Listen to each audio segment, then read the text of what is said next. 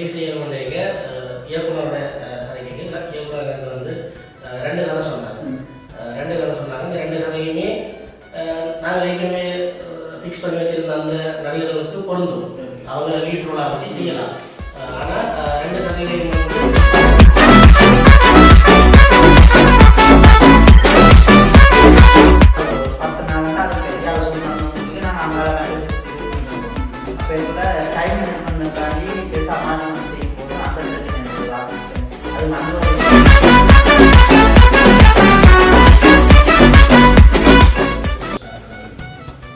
நிறைய பேருக்கு நிற்கிறவர்கள் அவங்க எக்ஸ்பர்ட்னாலே என்ன பண்ணுறாங்க, நான் வந்து சும்மா இருக்கிறேன்.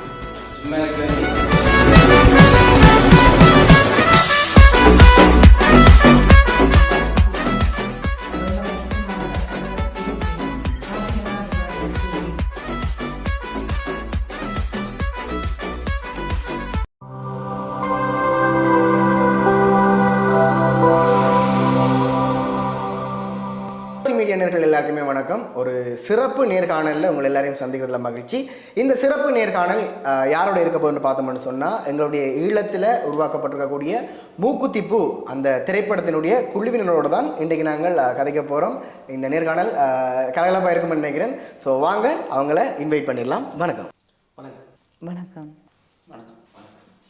மூக்குத்திப்பூ திரைப்படத்திலேருந்து ஒவ்வொரு டிபார்ட்மெண்ட்லேருந்து ஒவ்வொரு ஆள் வந்திருக்கீங்க. Direction department, makeup side department, அங்கே ஆர்ட் டைரக்ஷன், ப்ரொடக்ஷன் அப்படின்னு சொல்லி ஒவ்வொரு டிபார்ட்மெண்ட்லேருந்து ஒவ்வொரு ஆள் வந்திருக்கீங்க. ஆல்சோ நீங்கள் வந்து இந்த படத்தில் ஆக்ட் பண்ணியும் இருக்கீங்க.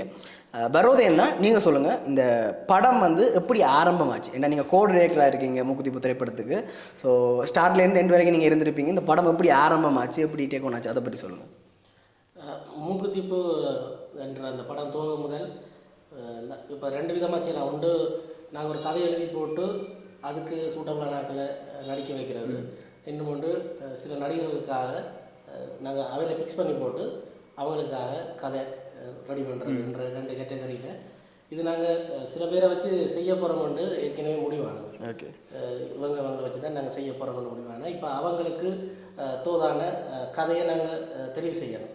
இப்போ தெரிவு செய்யணுன்றீங்க இயக்குனரோட கதைக்கு இயக்குனர் எனக்கு வந்து 2 கதை சொன்னாங்க. 2 கதை சொன்னாங்க. அந்த 2 கதையுமே நாங்கள் ஏற்கனவே ஃபிக்ஸ் பண்ணி வச்சுருந்த அந்த நடிகர்களுக்கு பொருந்தும். அவங்கள லீட் ரோலாக வச்சு செய்யலாம். ஆனால் 2 கதையிலையும் வந்து எனக்கு இந்த மூக்குத்திப்பூ என்ற அந்த கதை வந்து பிடிச்சிருந்தது. முதல்ல இதை நாங்கள் ஒரு ஷார்ட் ஃபிலிம்னாக்க அது கொஞ்சம் டைம் கூட தான் வரும்.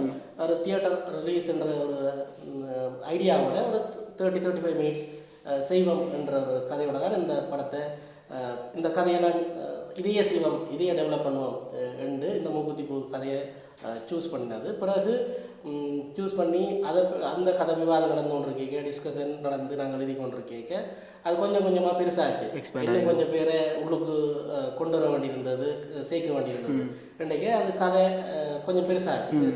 ரைட், இதே நாங்கள் முழுநீள படமாகவே செய்யலாம் என்ற ஐடியாவில் அப்படியே நாங்கள் ஏற்கனவே ஒரு நல்ல ஒரு கதை ஒன்று இருந்தது.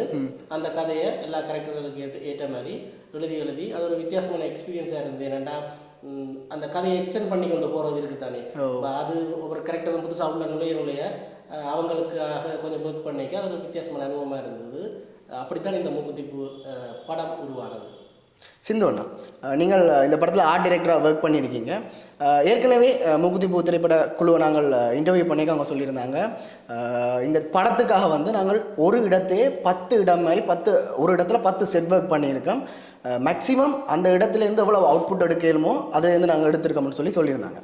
அப்போ இந்த செட் ஒர்க்கில் ஆர்ட் டைரக்ஷன்ன்றது பெரிய ஒரு பங்காற்றுது. ஸோ உங்களுக்கு இந்த செட் ஒர்க் பண்ணுறது இது தொடர்பான என்னென்ன பிரச்சனைகள் வந்துச்சு? ஒரே இடத்தை பண்ணுறது 10 செட் ஒர்க் பண்ணுறதுன்றது சின்ன விஷயம் இல்லை. ஸோ நீங்கள் என்னென்ன பிரச்சனைகளை ஃபேஸ் பண்ணீங்க? இப்போ இந்த படத்தில் வந்து திரைப்படம் வந்து எனக்கு தான் ஃபஸ்ட்டு ஃபியூச்சர் ஃபிலிம். அப்படி பார்க்க இந்தியா சைடில் பார்த்தோம்னா அங்கே ஃபுல்லாக செட் ஒர்க், ஏவிஎம் ஸ்டூடியோ, அந்த ஸ்டூடியோ அங்கே புரியும்பா இதுக்கண்ட ஒரு செட் இருக்கும். அதுக்கண்டு புரியும்பா பட்ஜெட் போட்டு செய்ய. இங்கே நாங்கள் பட்ஜெட் இல்லைன்னு சொல்லலை, இருந்தது. பட் அதுக்கான டைம் இதுண்ட பார்த்தப்பண்டா ஒன்றா செய்து ஒன்றுக்கே டைம் பத்தாது. இப்போ ஷெடியூல் பார்த்தோம்னா ஒரு 15 நாள் 10 நாளுக்குள்ளே முடிக்கணும்னா லைனுக்கு போய்கிட்டு இருக்க எனக்கு ஃபர்ஸ்ட் படம் உண்டாக்க அனுபவ ரீதியாக குறைவு. டைரக்டர் மேடம் முதல்ல கொஞ்சம் சொன்னனால அதுக்கான செட்டப் அறவா செய்து வச்சுட்டோம். தோட்டம் இது இருக்கட்டும் இதாக இருக்கட்டும். மற்ற இட ரீதியாக பார்த்தோம்னா எங்களுக்கு ஒரு இடத்தை செய்ய வேண்டிய அந்த காரணம் வந்தது அந்த நாட்டு சூழ்நிலை எல்லாம் சொல்லியிருப்பினோம். பெட்ரோலாக இருக்கட்டும் போக்குவரத்து இப்போ கணக்க டீம் இல்லை செட் ஒர்க்குன்னு பார்க்க கணக்க டீம் ஒவ்வொரு இடமா திரிக்கணும். அப்போ லொக்கேஷன் வைஸாக ஒவ்வொரு இடமா தேடி பிடிக்கிறத விட ஒரு இடத்துல செய்தோம்னா நல்லா இருக்கும்னு டைரக்டர் மட்டும் சொன்னான். அதுக்கேற்ற மாதிரி இப்போ நாங்கள் எங்களுக்கு ஒரு ஆஃபீஸ் மாதிரி ஒரு இருக்குது. அங்கேயே முன்பக்கமாக இருக்கட்டும் பின்பக்கமாக இருக்கட்டும் அதுக்கேற்ற மாதிரி அதுலேயும் என்ன ஒரு சிக்கல் இருக்குண்டா நாங்கள் இருக்கிற இடம் வந்து சேதப்படுத்தக்கூடாது. அதே மாதிரி நீட்டாகவும் செய்யணும். இப்போ செச்சு போடுறோம்னுட்டு அந்த இடத்த உடைச்சு கிடச்சி செய்யலாம். அப்போ அந்த இதுக்கு ஏற்ற மாதிரி ஒவ்வொரு இப்போ வீடாக இருந்தால் வீட்டின் செட்டப் ஆஃபீஸ் பை அப்படி எப்படியும் மாற்றி கொண்டு போயிருக்க கொஞ்சம் கஷ்டம்தான். அதோட இப்போ என்ன பிரச்சனைனா அனுபவ ரீதியான அசிஸ்டன்ஸ் இல்லை. எனக்கு அதில் வந்து ஆர்ட் டிபார்ட்மெண்ட் இதுன்னு சொன்னீங்களா ஆர்ட் டிபார்ட்மெண்ட்டாக நான் அவ்வளோ தான். அதில் பெரிய ஹெல்ப்பாக இருந்தது எங்கள் டீம் தான்.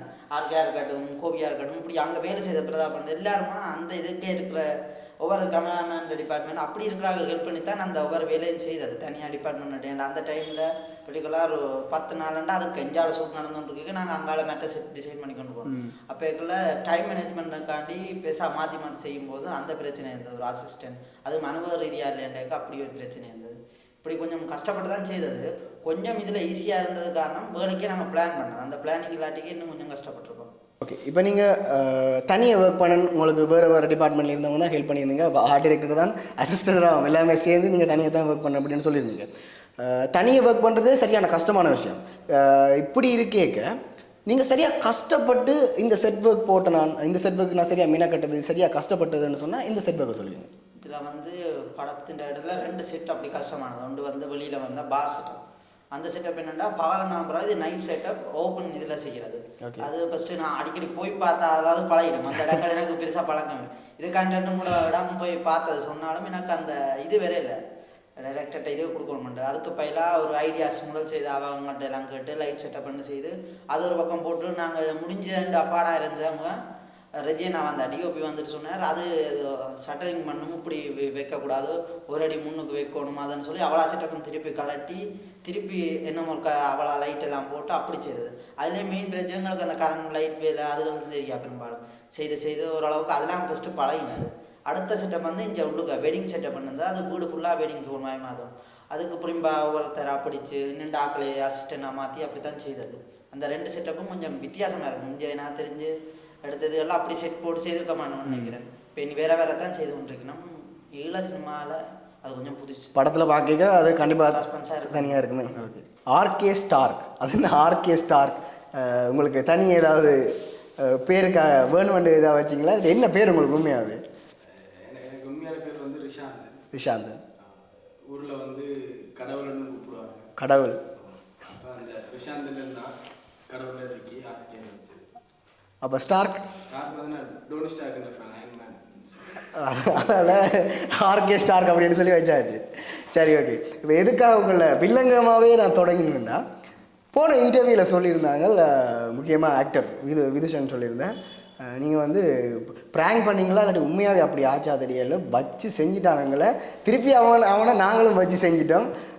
திடீர்னு பேய் வந்த மாதிரி களை வந்த மாதிரி இரவு அதுவும் நடுராத்திரி பண்ணி அட்டூழியம் பண்ணிட்டான்னு சொல்லியிருந்தாங்க. என்ன ஆச்சு உண்மையாகவே நீங்கள் ப்ராங்க் பண்ணிங்களா இல்லாட்டி? ப்ராங்க் பண்ணது இல்லை, எனக்கும் இன்னொரு ஆளுக்கும் சும்மா சின்ன மோதிரம் வந்துச்சு.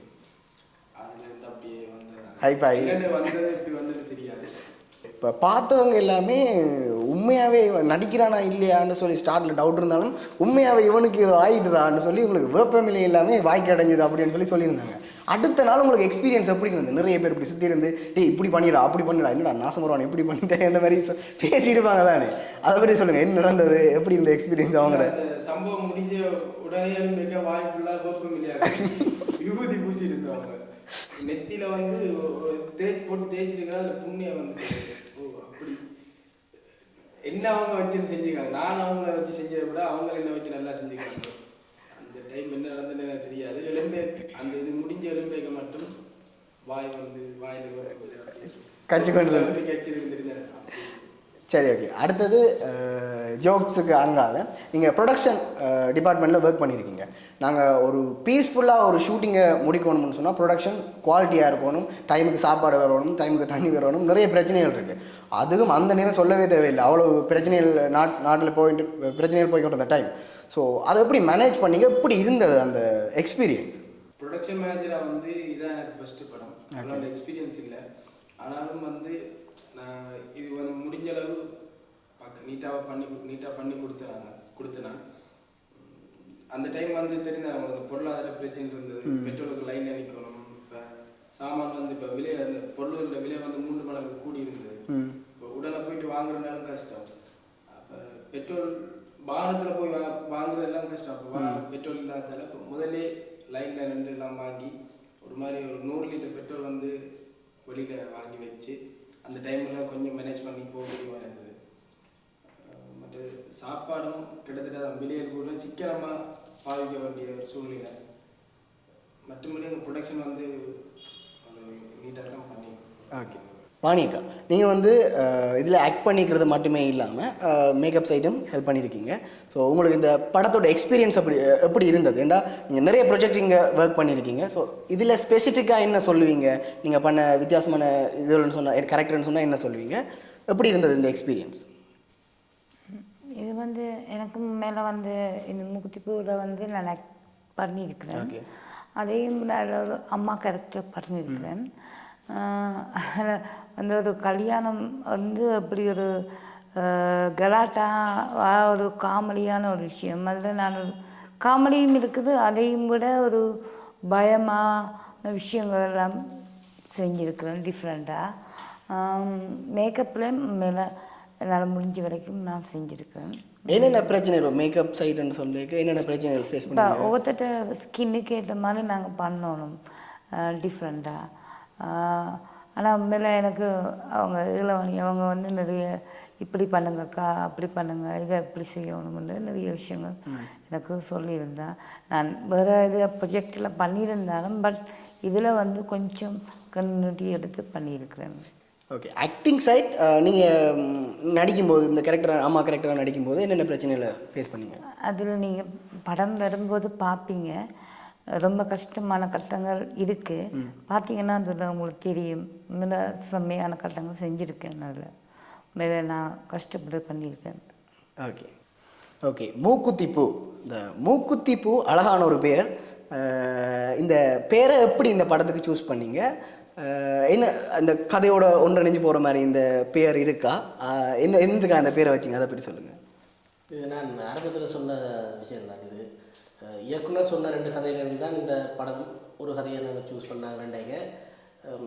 இயக்குனர் ஏற்கனவே வெளியின புத்தகம் உண்டு, அதுக்கு மூக்குத்திப்பூன்ற ஒரு பேர் போட்டிருக்குது. அப்போ அந்த பேர் வந்து இந்த படத்துக்கு பொருத்தமாக இருக்கும். ஏன்னா அந்த கதையில் சில விஷயங்கள் அப்படியே வருது, சில விஷயங்கள் அப்படியே வருகிறபடியாக அப்போ இந்த படத்துக்கு இது சரியான பொருத்தமாக இருக்கும் என்றது. என்ற படத்தில் ஒரு முக்கியமான பங்கு அந்த மூக்குத்தியும் வகிக்கும். கட்டாயம் படம் பார்க்க தெரியும். அதனால் அந்த பேரையே போட்டுருவோம் என்றுட்டு போட்டது. அது எங்களுக்கு ஈஸியாக இருந்தது. படத்தை நிறைய அதை மெயினாக வச்சு ஸ்க்ரீன் பிளே எழுதி கொண்டு போனது. அப்போ கடைசியாக முடியக்க அது சரியாக வந்து அமைஞ்சது. அப்போ இதை விட ஒரு பொருத்தமான பேர் இருக்கா கதைக்கு. ஓகே, இப்போ படப்பிடிப்பு செய்யும்போது நீங்கள் டைரக்ஷன் டீமில் இருக்கிறதால கேட்குறேன், என்னென்ன சீனுகளை ஷூட் பண்ணுறதுக்கு சரியான கஷ்டமாக இருந்தது? இந்த சீன் ஷூட் பண்ண எல்லாம் சரியாக சிரமப்பட்டோம் அப்படின்னு சொன்னால் என்னென்ன சீனுகள் இருக்குது? அதாவது சீனை சொல்ல தேவையில்லை, இப்படி ஒரு சீன்ன்றதை தாண்டி படப்பிடிப்பில் இருந்த சவால் வந்து எலக்ட்ரிசிட்டி தான். ஓகே, ஏனெண்டா அந்த டைம் எல்லாருமே சொன்ன விஷயம் தான், பொருளாதார பிரச்சனை. ஒரு நாளைக்கு 2 தரம் கரண்ட் நிப்பாட்டுவாங்க.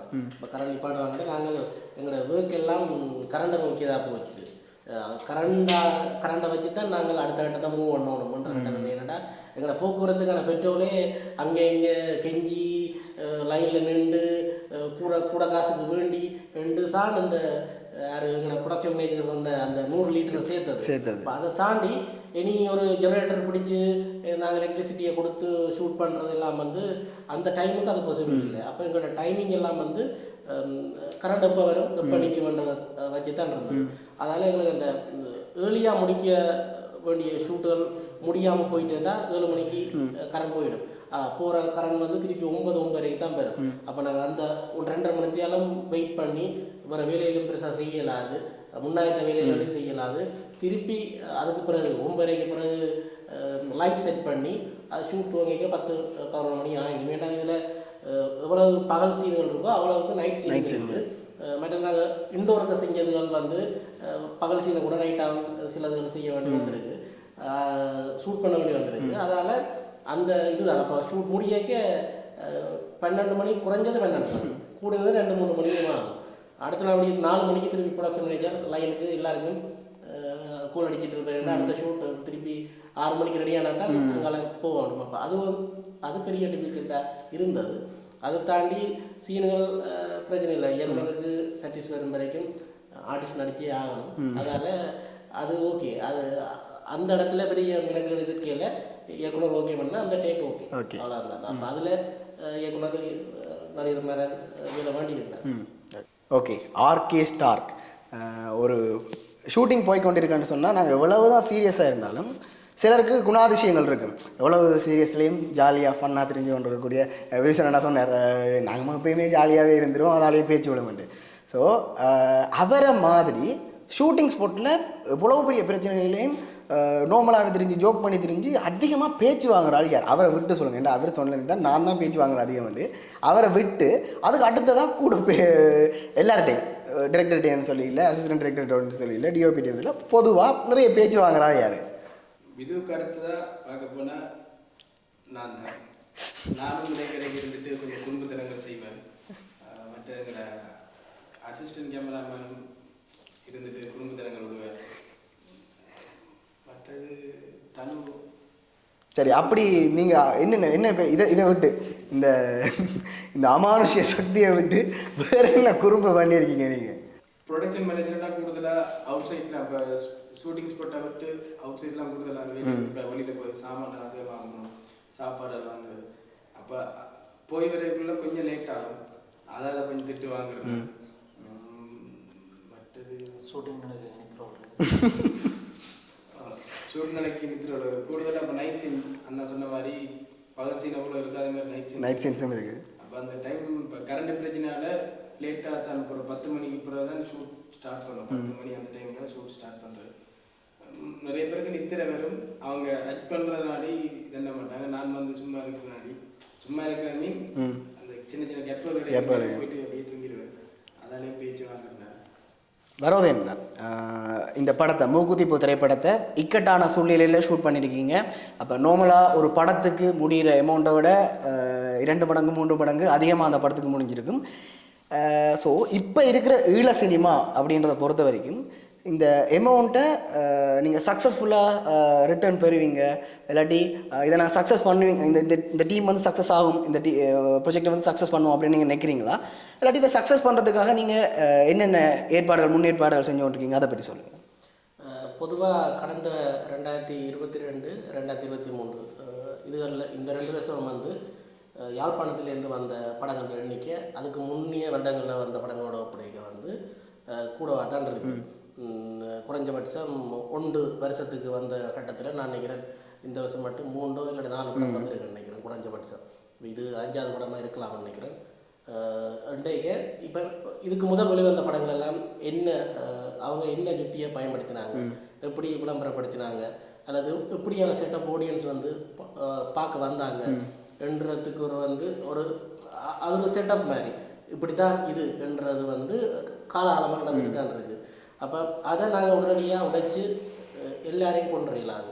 இப்போ ஒரு படம் பண்ணால் அந்த படத்தோட சார்ந்தாக்கள், எங்களோட சினிமாவை விரும்புகிறாக்கள், அதை தாண்டி ஒரு குறிப்பிட்ட பொதுமக்கள், இவங்கெல்லாம் ஆடியன்ஸ். அது எப்போவுமே எல்லா படத்துக்கும் அப்படி தான் இருக்காங்க. அதை தாண்டி ஒவ்வொரு படக்குழுவும் வந்து தாங்களாக சில தேடிக்கொண்டே போடுற கட்டம், சில விசேட திரையிடல்கள் என்கிற ரீதியில் தேடிக்கொண்டே போடுற கட்டம். அது வந்து அது தியேட்டர் ரிலீஸாக இருக்காது. தேடிக்கொண்டே போடுறன்றது வந்து ஆக்களை பார்க்க பண்ணலாம், அல்லது கொஞ்சம் டிக்கெட் ப்ரைஸை குறைச்சி ஆக்களை உள்ளுக்கு எடுக்கலாம். ஆனால் அது ஒரு தியேட்டர் ரிலீஸாகவும் இருக்காது. நாங்கள் படத்துக்கான உழைப்பை வந்து அவங்க முழுதாக தியேட்டர் ரிலீஸ் அடி பார்க்கவும் இல்லாது. அப்போ தியேட்டருக்கு தான் வரணும். இது ஒரு தியேட்டர் ரிலீஸுக்காக தான் நாங்கள் எடுத்து தியேட்டர் ரிலீஸ் தான் பண்ண போகிறோம். இந்த படக்குழு சார்ந்த ஆட்கள் அவங்களோட நெருங்கின ஆட்கள், பொதுவாக இந்த ஈழ சினிமாவில் வரக்கூடிய படங்களை பார்க்கக்கூடிய ஆட்கள், அதை தாண்டி நாங்கள் ஒரு ப்ரொமோஷன்கள் செய்யணும். அந்த ப்ரொமோஷன் வந்து அது சோஷியல் மீடியா ப்ரொமோஷன், வழக்கம் போல மீடியா, மற்றது எங்களுக்கு அந்த ரிலீஸுக்கு கிடைக்கிற அந்த டைம் கிடையில எங்களால் உலகத்துக்கு மக்கள்கிட்ட சென்றடையணுமோ அப்படித்தான் யோசிச்சிருக்கிறோம். இப்போதைக்கு திட்டமிட்டிருக்கிறோம். கூடிய வரைக்கும் இந்த சமூக வலைத்தளங்கள் இப்போ பெருசாக வளர்ந்துட்டு இருக்கிற யூடியூபர்ஸ் வந்து அதன் ஊடாக நிறைய பேர் சென்றடையுது. இதன் மூலமாகவும் ப்ரொமோஷன், அதே போல் வழக்கமான ப்ரொமோஷன், போஸ்டர் ப்ரொமோஷனில் இருந்து எல்லாமே இருக்கும். ஊடக ப்ரொமோஷன் இருக்கும். கூடிய வரைக்கும் இது இலங்கையை தாண்டி இன்னும் கொஞ்சம் மொழியால் கவனம் பெற வைக்கலாம் என்று நம்புகிறோம். என்னென்னா இதில் பிரதான பாத்திரமாக நடிச்சிருக்கிற 2 பேர் வந்து ஒரு ஆள் லண்டனை சேர்ந்தவர் ஆக்டர் சபேசன், அதே போல் இன்னொரு ஆள் ஃப்ரான்ஸை சேர்ந்தவர் ஆக்டர் ரூபன் சிவா. அப்போ அவங்கள் இதை ஒரு ஐரோப்பாவை நோக்கி தங்களோட படமாக கொண்டு போய்க்க வந்து இது இன்னும் ஒரு கவனத்தை பெறும். இங்கே இருந்து நாங்கள் ஒரு படத்தை செய்து கொண்டு அனுப்புறதுக்கும் அங்கே இருக்கிறவங்களே இதில் நடிச்சுட்டு அதை கொண்டு அங்கே போடுறதுக்குமான வித்தியாசத்தை இந்த படத்தில் பார்க்கலாம் என்று நான் நினைக்கிறேன். அதை அவங்க 2 பேரும் சேர்ந்து முயற்சி எடுத்தால் இன்னும் பல ஐரோப்பிய நாடுகளுக்கும் இந்த படம் போகும். ஓகே, தொடர்ந்து காய்ச்சி கொண்டிருக்கோம். இதுக்கு இடையில் ஒரு சின்ன கேம் செக்மெண்ட். எப்படின்னு சொன்னால், அந்த கிளாஸில் வந்து ஒரு சில பேருடைய இந்த படத்தில் மூக்குத்தி பூ திரைப்படத்தில் ஒர்க் பண்ண ஒரு சில பேருடைய பேர் வந்து ஒரு ஒட்டியில் எழுதப்பட்டு சுருட்டி வைக்கப்பட்டிருக்கு. அப்போ நீங்கள் என்ன செய்யணும், ஒவ்வொருத்தரும் அதுக்குள்ளேருந்து 2 தலா 2 இது எடுக்கணும், அந்த நோட்டு இதில் எடுக்கணும். அதில் யார்கிட்ட பேர் இருக்கோ அவங்கள பற்றி, இப்போ நீங்கள் அறிஞ்ச ஷூட்டிங்கில் நீங்கள் அறிஞ்ச ப்ரீ ப்ரொடக்ஷன், போஸ்ட் ப்ரொடக்ஷன், இல்லாட்டி ஷூட்டிங் ஸ்பாட்டில் ஃபன்னாக நடந்த விஷயங்கள், அதை பற்றி நீங்கள் ஷேர் பண்ணணும். சரியா? ரெடி? ஓகே, நீங்களே தொடங்கிடுங்க. RK Stark. இல்லை, முதல்ல ஒன்று எடுத்துட்டு அது ஒரு சொல்லி போட்டு 2வது சிந்து ஆர்ட் டைரக்டர். சொல்லுங்க, என்னென்ன சுவாரஸ்யமான சம்பவங்கள் நடந்துச்சு, இல்லாட்டி ஏதாவது குழப்படி செஞ்சாரா? ஸ்வீட்டான மெமரிஸ் அதை பற்றி ஷேர் பண்ணுங்க. செட் ஒர்க் முடிச்சுட்டு அந்த இடத்துல ஷூட் போய்கிட்டு கேட்க சிந்து வந்து ஒரு விஷயம் ஒன்று செய்வார். அது நிறைய பேர் பார்த்து கிண்டல் இருக்கிறோம், ஃபோனில் வீடியோ கொடுத்துருக்கு. நின்று எப்படி எதிரே கொள்ளும், இல்லாட்டி ஒரு மூளைக்கு போய் குத்தி இருந்து மெயின் நித்திர கொள்றது. அவனுக்கு வந்து எப்போ ஒன்று சாப்பிடுவா இல்லாட்டி நித்திர கொள்வார். 2 பேர் செஞ்சுட்டு இருப்பார். ஆனால் வேலை டைமில் வேலை செய்யும். அது என்னடா, அது வேலை செய்து டயர்டாகி நித்திர கொள்றது. அப்படி தான் என்ன சிந்து சரிங்களா? சரியா? நான் கண்டுபிடிச்சேன். எனக்கு தெரிஞ்சு வீட்டில் இரவு போய் நித்திர கொள்வாண்டா இல்லை, ஃபோனை பார்த்துட்டு இருப்பார். அடுத்த நாள் வந்து இந்த இடத்துல ஸ்பெட்டில் வந்துட்டு நித்திர அவனுக்கு. சரி, ஓகே, அடுத்தது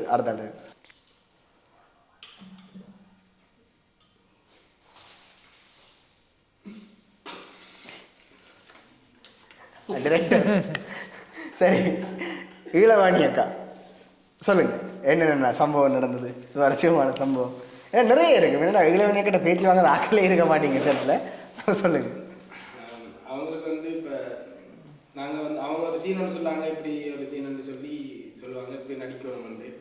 அது எங்களால் முடிஞ்ச அளவுக்கு ஓரளவுக்கு நாங்கள் நடிப்போம். நாங்கள் ஃபுல்லாக நடிப்போம்னு சொல்லுவாங்க, ஓரளவுக்கு நடிப்போம். ஆனாலும் அது அக்காவுக்கு அது சாட்டிஸ்ஃபை இல்லை. அவாவுக்கு சாட்டிஸ்ஃபை ஆகும் வரைக்கும் நீ நடிகன்னு ஒரு 4-5 டேக் இழுத்து கொண்டு போயிட்டு தான் அதுக்கு பிறகு அவள் சாட்டிஸ்ஃபை வரும். இப்படித்தான் இதான் சீன், இதான் இப்படி தான் நடிக்கணும்னு வந்து. இன்னொன்று வந்து இப்போ சாப்பாடு கொஞ்சம் பிரச்சனை இருக்குது தானே, கடையில் வாங்குற சிக்கல் இருக்குது. ஆனாலும் ஒரு மாதிரி தெரிஞ்சு பான் வாங்கி வந்து நம்ம வச்சு நைட் சாப்பாடு சரி எல்லாரும் பான் சாப்பிடுவோம்னு சொல்லி வாங்கிட்டு வச்சு 2 பேர் லேட்டாக தான் சாப்பிட்டவங்க. சாப்பிடவே லேட்டாக தான் சாப்பிட இருந்தவங்க எல்லாமே சாப்பிட்டாங்க. பான் இருந்தது. அந்த சமயம் என்னென்னா புது பானை கொண்டே வச்சுட்டு பழைய பானை கொண்டு வந்துட்டு எங்களுக்கு பான் இல்லை வாங்கல அப்படின்னு சொல்லி மாட்டி கொடுத்துட்டு வாங்க தங்குவாங்க. ஸோ அதுக்கு ஒரு பயங்கர திட்டம் பிளான் பண்ணி பேச்சு வாங்கி தந்துருக்காங்க. இவன் வந்து எந்த நேரம் மொழியிலே நிற்கிறான், ஷூட்டிங் ஸ்பாட்டில் நிற்கிறான், உனக்கு எப்பயாவது பேச்சு வாங்கி போகணும்னு அப்படி ஒரு பிளான் போட்டு பேச்சு வாங்கி தந்து. சரி, அதை வெளியில் வைங்க. பிஎஸ் சிந்து, இப்போ உங்கள்கிட்ட ஓகே.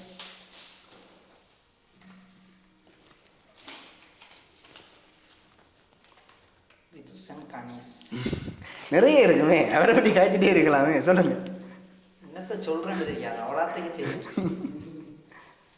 எனக்கு தெரிஞ்ச இந்த ஷூட்டிங் ஸ்பாட்லேயே இப்படி ஒருத்தர் இருப்பவன்ட்டே தெரியாது. என்ன நடந்தாலும் கூல் ஒரு ஞானி மாதிரி எனக்குலாம் ஒரு தாடி தலைமுறை வளர்த்தால ஞானி என்று இல்லை ஆளை பார்த்தால இருந்தால் இப்படி இருக்கணும் அப்படி இருக்கணும் யார் பேசினோமோ நான் நடிக்க வந்தேன் நடிச்சுட்டு அவர் பேசினேன் இந்த வேலை நினைச்சு அது அப்படி ஒன்றுமே இல்லை கூல் உப்பு பார்த்தாலும் கூல் ஒரு தனி வேக்கண்டே சொல்லிவிடும் யாருக்கும் அடங்காதவர் அன்பானவர் அப்படித்தான் சொல்லணும் நல்ல நடிகர் முன்னோரு மணி துடிக்கிறார் பட் இதில் பார்த்தோம்னா தனி ட்ரெக் அவ்வளோதான் சொல்லலாம் கணக்கு இருக்குது இப்போ இதோட நிப்பாட்டினா நல்லா எனக்கு நல்லா அவருக்கு நல்லா சரி ஓகே அடுத்தது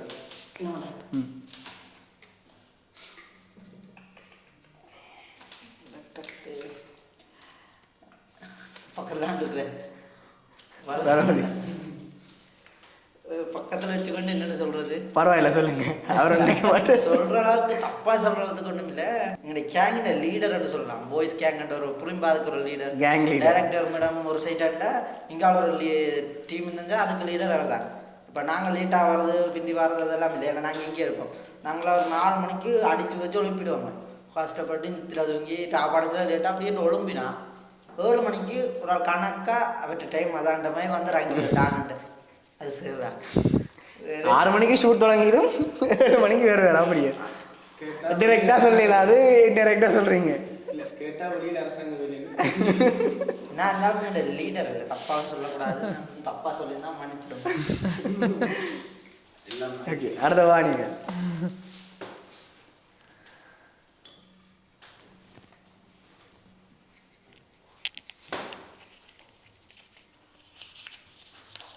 ஓகே ஷானிகா அந்த விஷயம் ஓகே அவள் வந்து என்ன சொல்றது அவள் வந்து ஹீரோயினாக நடிச்சிருக்கா நல்ல ஒரு காமெடியான ஒரு விஷயம் ஆனால் சொன்ன டைமுக்கு அந்த எதுவும் வாண்டா அந்த டைமுக்கு வர்றால் இல்லை தான் நினைச்சதான் அதை ரெடி பண்ணிட்டு போயிட்டு இருப்பான் மேக்கப்பை நான் மேக்கப் பண்ணினாலும்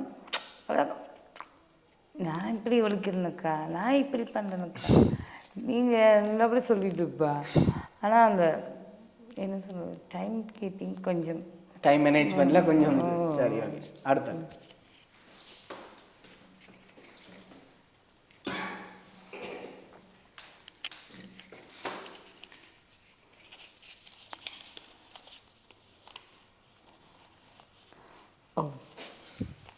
ஆண்ட்ரூ ஜூலியஸ் ஆண்ட்ரூ ஜூலியஸ் யா அவர் வந்து உண்மையாக அவர்கிட்ட மேக்கப் வந்து உண்மையில நல்லாயிருக்கும் அதோட அவர் வந்து நல்லா ஸ்பாட்டில் நல்லா காமெடி எல்லாம் பேசுவார்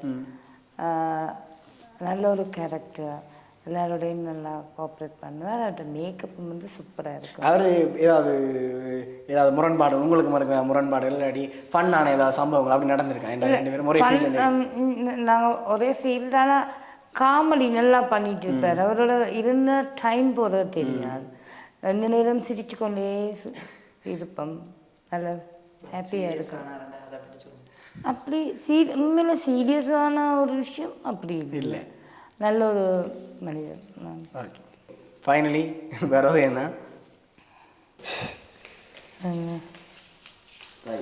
பிரதான நடிகை தீப்திகா தீப்தியாவின் கரெக்டரை சொல்கிறதுக்கு முதல் தீப்தியா இந்த படத்துக்கு வந்ததே சொல்கிறோம் ஓகே நாங்கள் ஒரு கதை எழுத வைக்க நாங்கள் யாராவது யோசிச்சு எழுதுவோம் அப்படி எழுத வைக்க இது ஒரு பிரதான பாத்திரம் மூக்குத்தி பூண்டா மூக்குத்தி யார் போடுவாங்க இப்படி ஹீரோயின் தான் போடுவாங்க அப்போ இந்த கதை வந்து அவனோட கையில் இருக்குது ஒரு அவனோட கையில் இருக்குது இன்றைக்கு இது நாங்கள் இயக்குனர் நானுமா தேடுறோம் இப்போ கதை எழுதிக்க எங்களுக்கு ஒரு ஆள் மைண்டில் வந்தது நாங்கள் ட்ரை பண்ணாங்க அவைலபிள் இல்லை அந்த டேட்டுக்கு அவைலபிள் இல்லை அதுக்கு பிறகு நான் நினைக்கிறேன் ஒரு இவர் ப்ரொடக்ஷன் மேனேஜர் தெரியுமேண்டார் மூக்குத்தி தான் ப்ரொடக்ஷன் மேனேஜர் ஆனால் அவர் ஒரு பிஆர்ஓ தான் பல படங்களுக்கு அப்போ அவர் ஒரு 10 பேரை இறக்கி இருப்பார் டிக்டாக்ல இருந்து அங்கேருந்து இங்கேருந்து வரிசையாக இறக்குறார் நாங்களும் ஒருத்தருடைய கதைக்கிறோம் ஒவ்வொருத்தருடைய கமிட்மெண்ட் கேட்குறோம் மற்றது அவங்களுக்கு செட் ஆவாங்களா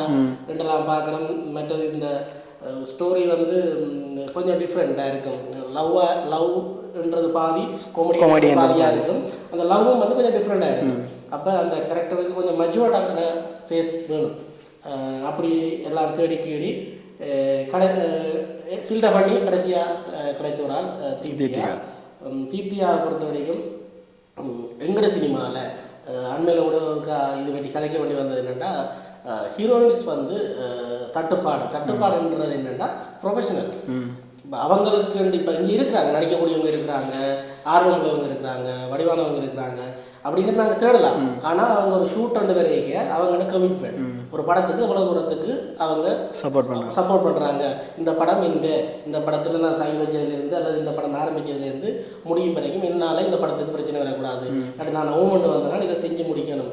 பட் அது எந்த நிலைமையிலையும் அட்ஜஸ்ட் பண்ணணும். அட்ஜஸ்ட் பண்ணணும் நான் சொல்கிறது வந்து அந்த ஃபீல்டில் இப்போ என்னடா பல ஹீரோயின்ஸை பற்றி அண்மையிலோட அந்த மீனா 40 என்ற ஈவெண்ட் நினைக்கிறேன் இயக்குனர் சேரன் வந்து ஒரு விஷயத்தை சொன்னார். அவள் எப்படி ஒரு பப்ளிக்கில் வந்து டக்குன்னு ட்ரெஸ் சேஞ்ச் பண்ண விஷயம் நான் சொல்கிறேன். அப்படின்னு சிச்சுவேஷன்ஸ் வந்து எல்லா இடமும் தான் வேறு, இந்தியாவில் மட்டும் இல்லை இங்கேயும். அப்போ இந்த இடத்துல வந்து ஹீரோயின் என்ற பந்தா உள்ள ஒரு ஆளால் வந்து எதுக்குமே செய்யலாம்.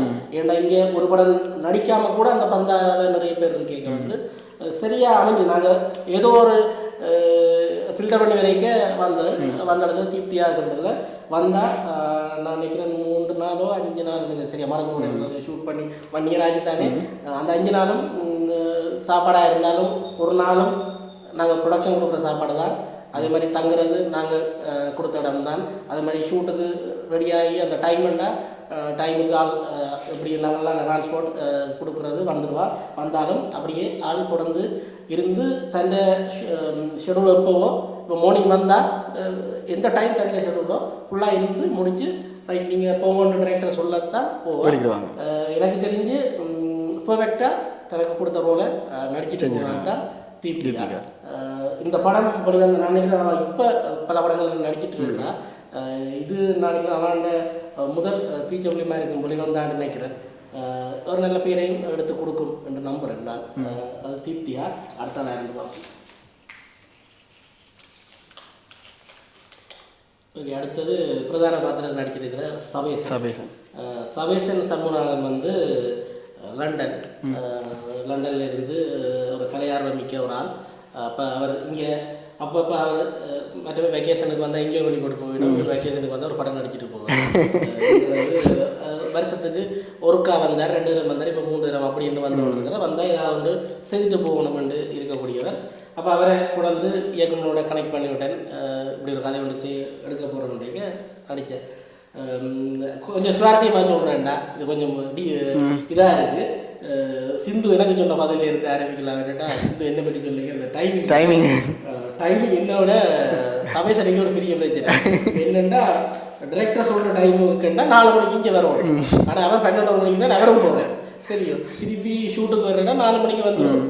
அப்போ நான் நினைப்பேன் கேங்குன்னாங்களே, கேங்குன்றது ஏதோ எனக்கு சப்போர்ட் பண்ண என்ன அந்த சேஃப் கார்டு வச்சிருக்கிறேன். என்னோட டிரெக்டர்கிட்ட இந்த பேச்சு வாங்குறது, அந்த வழக்கமாக நடக்கிற இந்த அசிஸ்டன்ட் டிரெக்டர், அசோசியேட், கோ டிரெக்டர் நடக்கிற பிரச்சனை. நம்ம என்ன வச்சுக்கொண்டு இல்லாட்டி என்ன எல்லா கம்ப்ளைண்ட்டும் என்னடா கொண்டுறது, இல்லாட்டி சமாளிக்க பார்க்குறது, அந்த வேலையை தான். அப்போ அவர் அதை பிடிச்சிட்டார். அதை பிடிச்சிட்டு அறுக்குழாங்கிட்டுது. இப்போ நான் என்ன பிந்தி வர்ற கதையோடு சொன்னாங்க. பிந்தி வரல எனக்கு ஒரு இடத்த போகணுன்னே ஆக்களை முதல் லேர்ன் பண்ணுவேன், அடுத்தது இந்த சிச்சுவேஷனில் லேர்ன் பண்ணிடுவேன். அப்போ நான் இந்த டைம் கொஞ்சம் கரெக்டாக பிந்தி தான் நான் பாருங்கள் தான் வந்திருக்கேன் வருவேன்.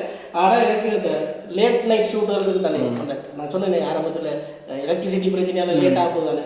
லேட்டாக போகிறோன்றது இஷ்யூ ஒன்றைக்கு திருப்பி என்னென்னா நிறைய பேர் அந்த ஷூட்டை கம்ப்ளீட் பண்ணணுன்றதுக்காக நாளைக்கு ஒரு 10க்கும் மேற்பட்டாலும் ஒரே இடத்துல படுத்து அசிஸ்டன்ட் டைரக்டர்ஸ், ஆர்ட் டைரக்டர், அந்த டீம் எல்லாம் வந்து ஒரே இடத்துல இருந்து வைப்பாங்க. அப்போ சபேசன், நான், அப்படி ரூபன் சிவா போல கொஞ்சம் பேர் தான் வெளியில் போயிட்டு வர்றது. அப்போ எங்களுக்கு வந்து பெரிய பிரச்சனையாக இருந்தது. இரவு போயிட்டு திருப்பி 4 மணிக்கு வர்றேன்றது. அப்போ அவர் அடிப்பார், என்ன டைரக்டர் 4 மணிக்கு வர சொல்லிக்கிறானா, நீ இருக்கா என்ன மாதிரி நீ போய்க்கே ஏற்றி விடுவோம். திருப்பி நான் கொஞ்சம் பிந்தி போவேன், தாடு பிந்தி வந்துடலான்ட்டு. அப்போ டிரெக்டரும் அப்படி என்னடைய விட்டுட்டா, அதை சபேசன் என்ன பொறுப்பு உண்டு அது நான் இந்த டைமிங் பார்த்து நான் பிரேக் ஏற்றிட்டு வருவேன், நான் பிரேக் ஏற்றிட்டு போவேன். மற்றது அவருக்கு ஒரு பெரிய எதிர்பார்ப்பு இருக்கிறார் இந்த படம் கட்டாயம். ஏன்னா அவர் நடித்த 3வது ஃபீச்சர் ஃபிலிம் இது. ஆனால் இன்னும் ஒன்றும் ரிலீஸ் ஆகல. அப்போ இது ரிலீஸ் ஆக்கணும், அதை யூக்கிலையும் போடணும். என்ற ஒரு பெரிய ஒரு ஆர்வத்தோடு இருக்கிறார். சந்தோஷமாக இருப்பார் நினைக்கிறேன் இந்த படம் வெளிவரப்போகுதுன்றது நினைச்சு. ஓகே, இப்போ படம் வந்து இன்னும் ஒரு சில நாட்களில் இந்த டிசம்பர் 2ஆம் வாரத்தில் ரிலீஸ் ஆக போகுது. இப்போ உங்களோட மைண்ட் செட் எப்படி இருக்குது, எப்படி ஃபீல் பண்ணுறீங்க? நீங்கள் என்ன பெரிய ஒரு ஸ்க்ரீனில் உங்களை எல்லாரையும் பார்க்க போகிறீங்க, எப்படி ஃபீல் பண்ணுறீங்க? சந்தோஷமாக தான் இருக்குது. ஏன்னாட்டா எல்லாற்ற உழைப்பும் இப்போ என்னை தாண்டி இதில் வேலை செஞ்ச நிறைய பேர் கனவுகள் வந்து சினிமாவை நோக்கி. இப்போ எனக்கு சினிமா ஆசை இருந்தாலும் இந்த கனவு சினிமாவை நோக்கி தான் இருந்தது. ஆசை இருக்கு, ஆனால் இவங்கள் ஒவ்வொருத்தையும் கனவுகள் வந்து சினிமா நோக்கி தான் எல்லாத்தையும் இருக்குது.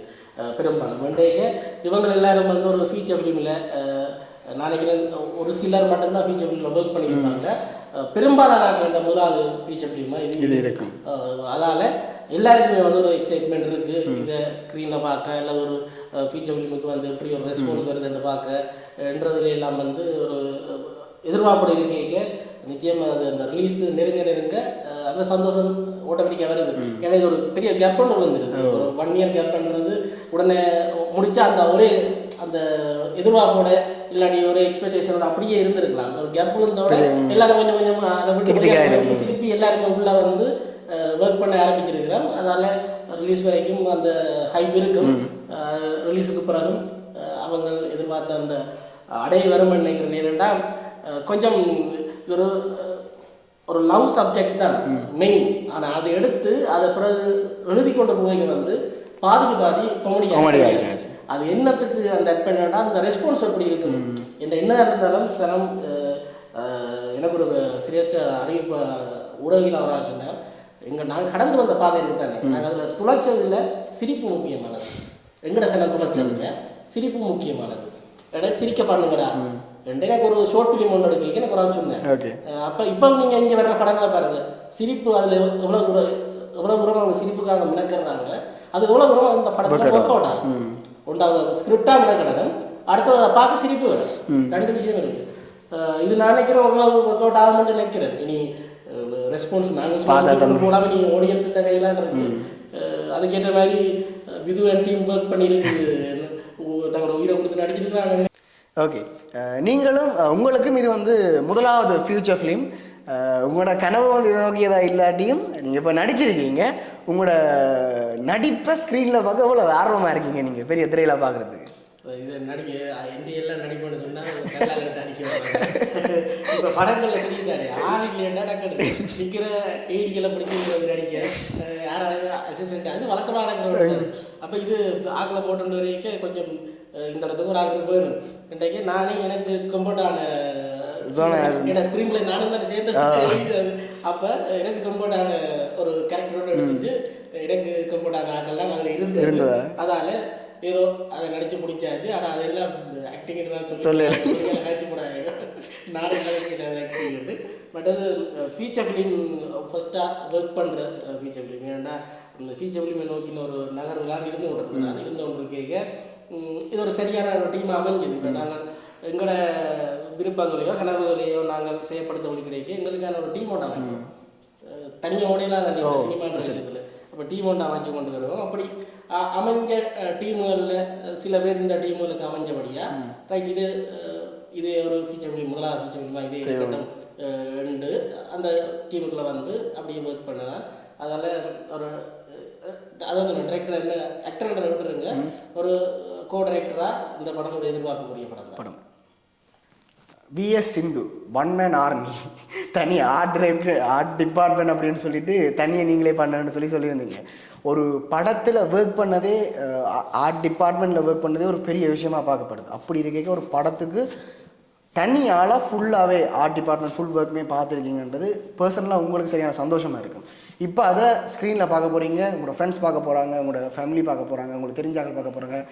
எப்படி இருக்குது உங்களோட ஃபீல்? இப்போ ஃபஸ்ட்டு தனியாளன்றது ஆர்ட் டிரெக்டரோட பேருக்கு தான், மற்றபடியே நான் சொன்ன மாதிரி சப்போர்ட்டிங்லாம் இதில் என்ன மனதில் என்னென்னா ஃபஸ்ட்டு படம் ஒரு இது இருக்கும். நான் இப்போ லைனுக்கு 2-3 ஷார்ட் ஃபிலிம் வந்த புதுசாக இங்கே வந்த புதுசில் ஷார்ட் ஃபிலிம் சாங்ஸ் அதெல்லாம் ஆர்ட் டைரக்ஷன் பண்ணிக்கொண்டு வரைக்கும் ஒரு ஃபியூச்சர் ஃபிலிம் ஃபஸ்ட்டு தயங்கின விஷயம் நான் என்னென்ன செய்வேணும் அதாண்டு டைரக்டர் மேடம் சொன்னாலும் ஓகே செய்யலாம் அப்படி இப்படின்னு செய்ய அப்படி ஒரு தைரியத்தோடு துவங்கினது.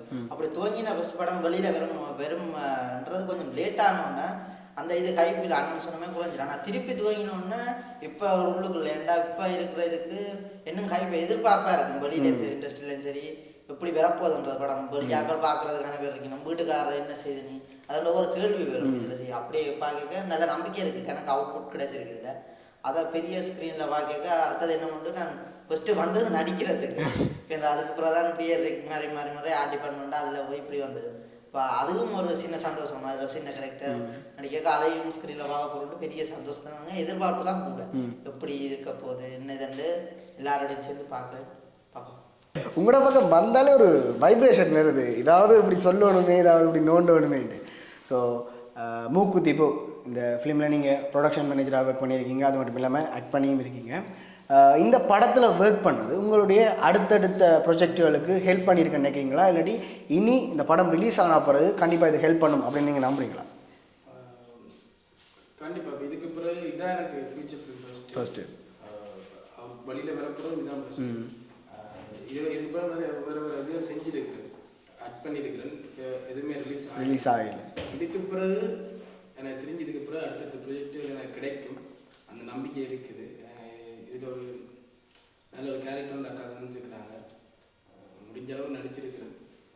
ஸ்க்ரீனில் பார்க்குறதுக்கு ஆர்வமாக இருக்குது.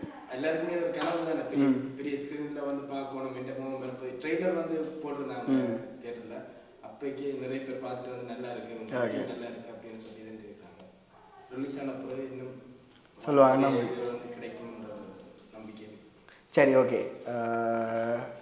நல்லா இந்த இன்டர்வியூ வந்து கண்டிப்பாக பார்வையாளருக்கு யூஸ்ஃபுல்லாக இருக்குமென்னு நினைக்கிறேன். உங்களுக்கும் சந்தோஷமாக இருந்திருக்குமென்னு நம்புகிறேன். ஸோ உங்களோட டைமை ஒதுக்கி இப்படி ஒரு இன்டர்வியூக்காக வந்ததுக்கு நன்றி. கண்டிப்பாக உங்களுடைய மூக்குத்தி பூ திரைப்படம் வந்து பெரிய சக்ஸஸ் ஆகணும். நீங்கள் பட்ட கஷ்டத்துக்கு கண்டிப்பாக ஒரு பலன் கிடைக்கணும். எல்லாருக்கும் தனித்தனி வழிகள் வந்து நிறைய வழிகள் வாய்ப்புகள் வந்து உருவாகணும்னு எங்களுடைய புவர்ஸ் மீடியா சார்பில் வாழ்த்துக்கள் சொல்லிக்கொள்கிறேன். நன்றி.